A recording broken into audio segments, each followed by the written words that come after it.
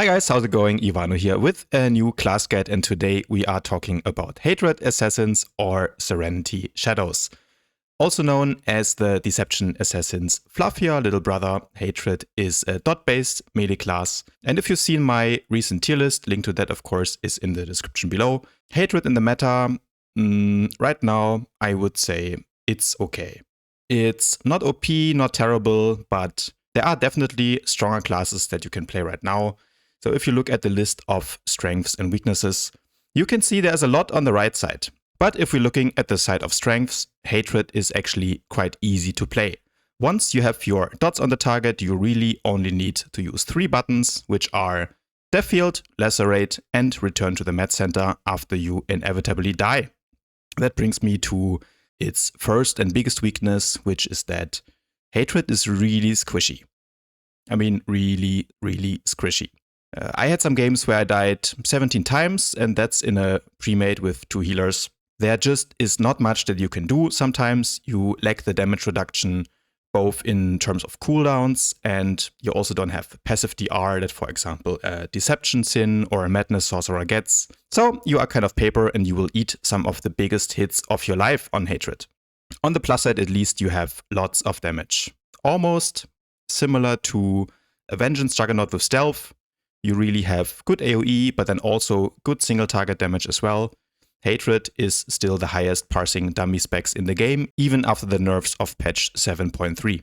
Of course, having stealth then also is always a plus. You can play 2 cloaks as a tactical, which takes care of some of the survivability issues. But on the side of weaknesses, you really lack utility, especially compared to something like Deception or Madness.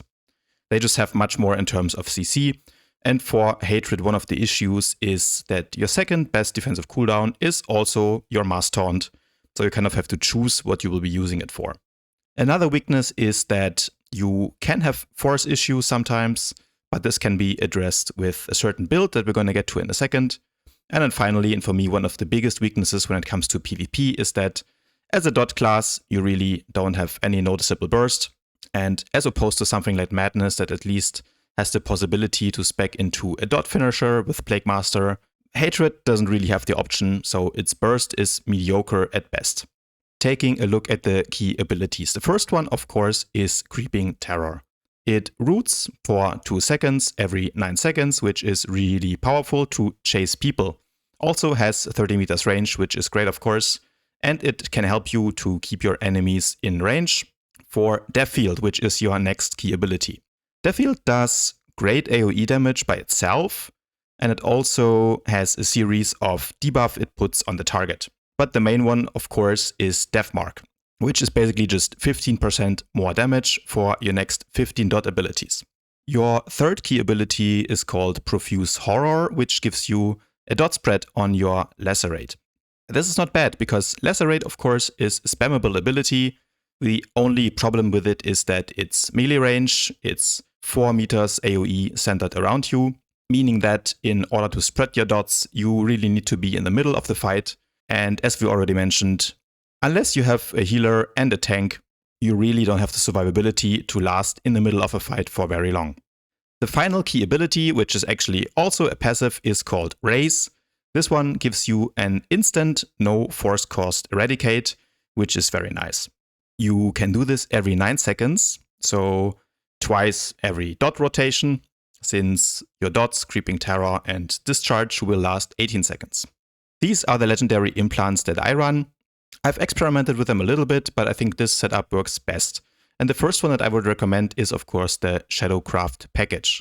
It is not as good on Hatred as it is on Deception, as you are going to waste some of the global cooldowns with applying the dots when you come from stealth.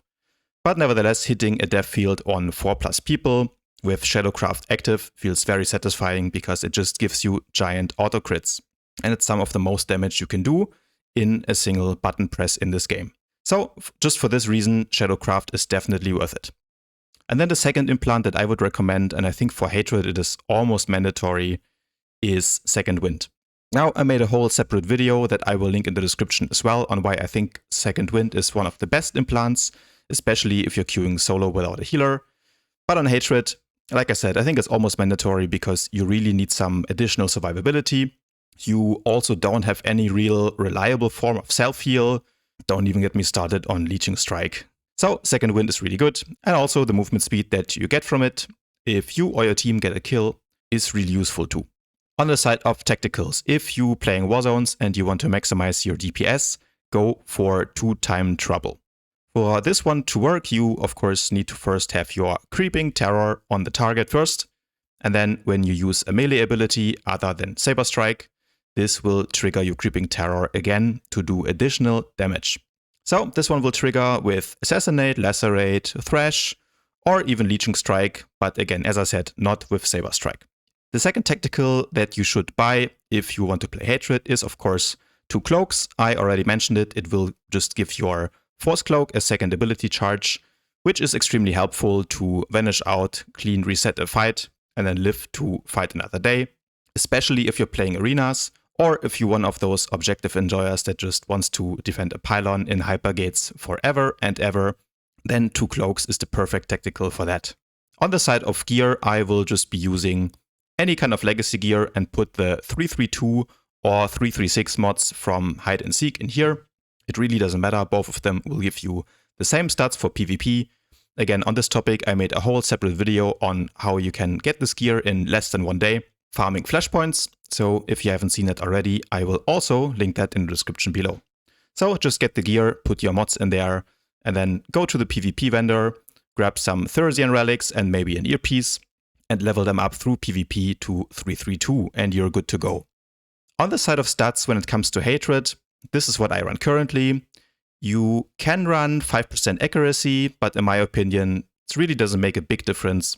So currently I run without it and invest everything in critical once I've reached the 2200 breakpoint for alacrity.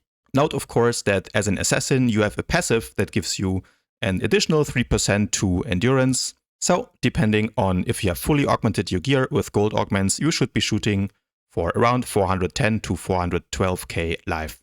Of course, also don't forget to run a versatile stim for that extra mastery. So on Hatred, there's a couple of different builds you can run, which in my opinion are equally viable.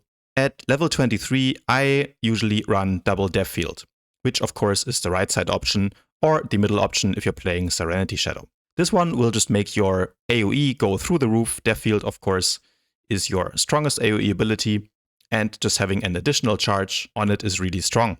But the armor pen on Death Field is also a very strong option because it stacks. So if you manage to hit 8 people, that's 100% armor penetration for 10 seconds. Why I typically don't run this is because a lot of your damage as Hatred is not affected by armor anyway. Creeping Terror comes to mind. And since that is internal damage, I prefer the Deadly Field for the 2 charges of Death Field. At level 27, you can run the stun on Leeching Strike in the opener. It is nice, but then again, you're not Deception. You don't really have enough burst to combo follow up and one-shot someone in the opener. Force Magnetism can be nice, mainly for the extra duration on your force speed. But in my opinion, the slow is kind of meh. It's only 2.5 seconds, only really useful for kiting melee anyway, since most of the time you will be using your speed to catch up with a ranged player. So if that's the case, then you're not in range to slow them anyway. So most of the time I will run Hatred with Overload. Overload, of course, is an AoE crowd control on a very short cooldown. You can root whole teams with it or root a single enemy against the wall, so you're still in their range. In my opinion, overall, it's the best value. Also, it's very useful if you're playing on the Mandalorian Battle Ring arena, for example, and you can knock 1 or 2 players down. At level 39, Befall for the 20% crit on your dots after Eradicate is good for damage.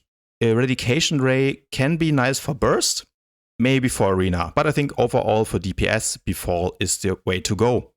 At level 43, you have 2 options. Maliciousness is best for DPS, if you can manage your force.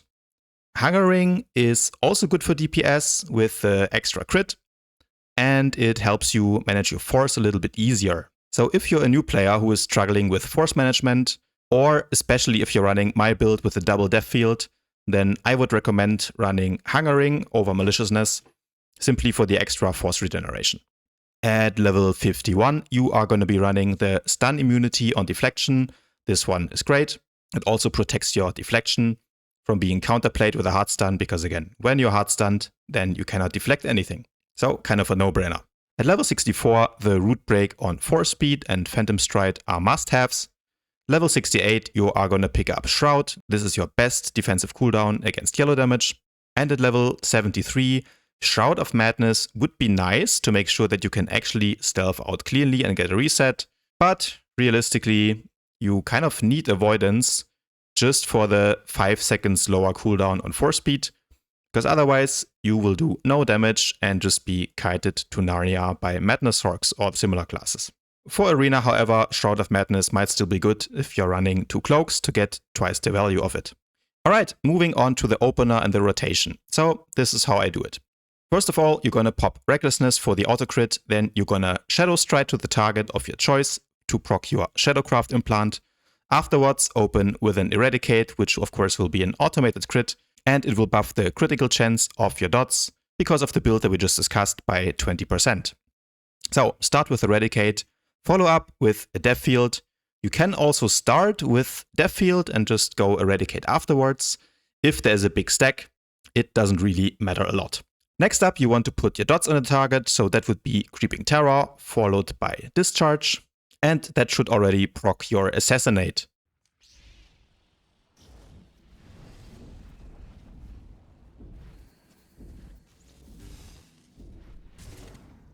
When it comes to priorities, how to do the most damage, the first thing you want to look out for is hitting really big Death Fields. If you can hit them, prioritize that above anything else, because not only will it do insane damage, it also will buff your dots by getting death marks on all your targets. Second priority, of course, you are dot-based class, so you always want to keep your dots up. Priority 3, same thing, just more dots. And then priority 4 is, once your dots are on the target, you want to spread them to as many people as possible and proc the extra Creeping Terror damage if you're running 2-time trouble, so make sure you spam that Lacerate.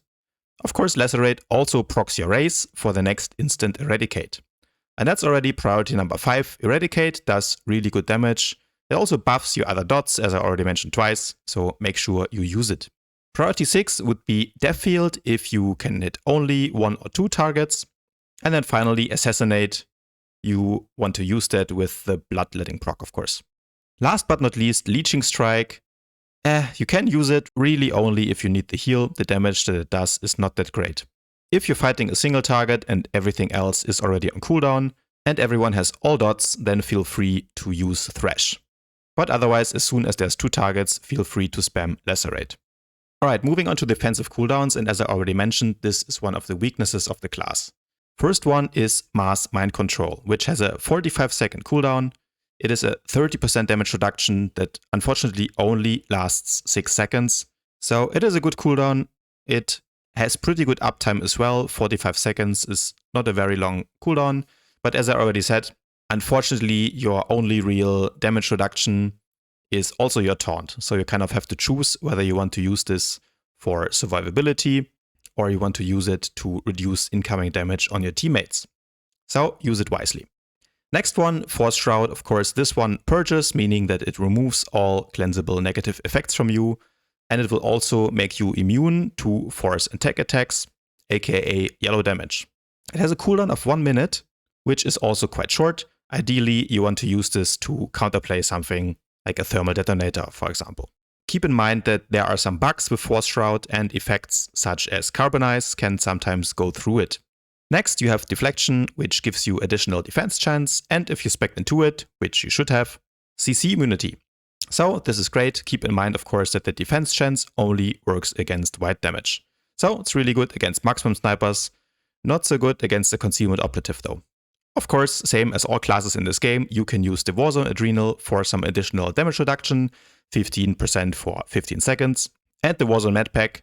Keep in mind that you can only use the Warzone Med Pack once per fight, but since you're an assassin, you have Force Cloak to get out of the fight, which actually gives you also another use of the Warzone Med Pack. So always make sure to use your Med Pack before you cloak, so that you can get another use out of it if you're playing Arena, for example. Force Cloak, of course, is your biggest defensive cooldown and should be the last resort. Ideally, use this after you have used all the other cooldowns and your health is already kind of low. But watch out if you have used your CC breaker. Don't get one shot. Remember, as Hatred, you are quite squishy. Similar to Deception, you can also use your Force Cloak offensively.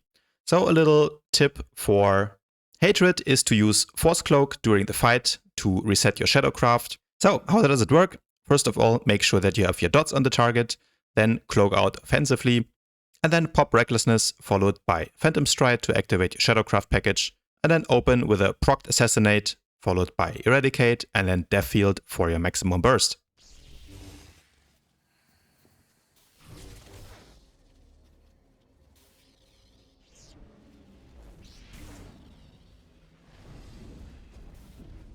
Another little trick you can do on Assassin, of course this also works on Sorcerer, is to jump at the end of your force speed to a little bit extend the range on it.